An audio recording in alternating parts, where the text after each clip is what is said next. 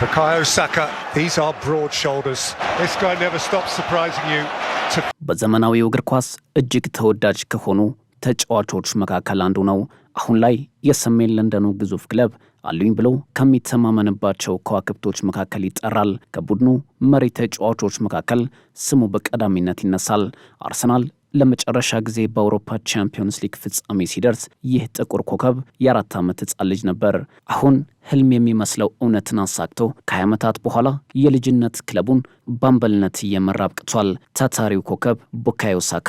ይህ ከምንም በላይ ለዚህ ተጫዋች ትልቅ ትርጉም አለው። የዘር ሐረጉ ከወደ ናይጄሪያ የሚመዘዘው ቡካዮ ሳካ ወደዚች ምድር የመጣው እንደ አውሮፓውያን አቆጣጠር በ2001 ሲሆን የተወለደው ደግሞ በእንግሊዝ ለንደን ከተማ ነው። ሳካ ገና በ7 ዓመቱ ነበር የአርሰናል ሄል ኢንድ አካዳሚን የተቀላቀለው። ገና ከልጅነቱ የእግር ኳስ አቅሙን ለተመለከቱ የተጫዋቹ መዳረሻ ዋናው ቡድን ብቻ ይሆናል ሳይሆን ለእንግሊዝ ብሔራዊ ቡድን ጭምር ተስፋ ይሆናል ተብሎለት ነበር። በአካዳሚው ውስጥ ከሚገኙ ተጫዋቾች ሁሉ ብሩህ ተስፋ አለው የተባለውና ትልቅ ተጫዋች ይሆናል ሲሉ የገመቱት አሰልጣኞች ጭምር አይናቸው አሳርፈውበታል። እንደ አውሮፓውያን አቆጣጠር በ2018 በክለቡ 22 ዓመታትን ያሳለፉት ታሪካዊው አሰልጣኝ አርሰን ቬንገርን ተክተው ሰሜን ለንደን የደረሱት አሰልጣኝ ኡናይ ኤምሬ የወጣቱን ኮከብ አቅም በመመልከት ነበር ለዋናው ቡድን እንዲጫወት ማድረግ የቻሉት። ገና ከጅምሩ በግራ መስመር ተከላካይነት ተሰልፎ አቅሙን ማሳየት የቻለው ቡካዮ ሳካ አርሰናል አካዳሚው ላይ ትኩረት እንዲያደርግ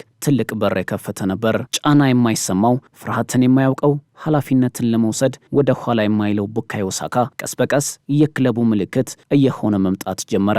ያለ ረፍት በየትኛውም ቦታ ተሰልፎ ቢጫወት የማይታክተው ሳካ በተለይም ደግሞ እንደ አውሮፓውያን አቆጣጠር በ2019 ስፔናዊው አሰልጣኝ ሚኬል አርቴታ መድፈኞቹ ቤት ሲደርሱ ሌላ አዲስ ፈተና ከትንሳኤ ጋር ይዞለት የመጣ ጉዳይ ነበር። አሰልጣኙ ሳካን በክለቡ ከሚፈልጓቸው ተጫዋቾች መካከል አንዱ መሆኑን የተናገሩት ደግሞ ገና ኤምሬትስ በደረሱ የመጀመሪያዎቹ ሳምንታት ነበር። አቅሙን የተረዱት አሰልጣኝ ሚኬል አርቴታ ተጫዋቹን ይበልጥ ወደ ቀኝ ክንፍ እየወጣ እንዲጫወት በማድረግ ውጤታማነቱን የበለጠ እየታየ እንዲመጣ አድርገዋል።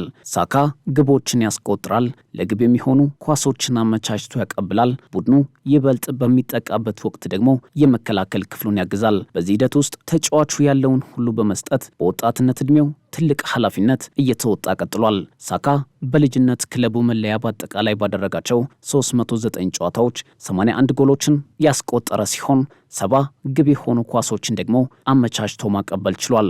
ይህ ሳምንት ግን ለሳካ ትልቅ ትርጉም ነበረው። አምና ጉዳት ደርሶበት ካደረገው ቀዶ ጥገና በኋላ ከህመም ጋር እየታገለ ግልጋሎት ለመስጠት ቢሞክርም ጉዳቱ ግን በቀላሉ የሚለቀው አልነበረምና በተለያዩ ጊዜያቶች ከፈተኑት በኋላ ደጋፊዎች አጥብቀው በሚፈልጉት ወሳኝ ሰዓት ላይ ግን ደርሶላቸዋል።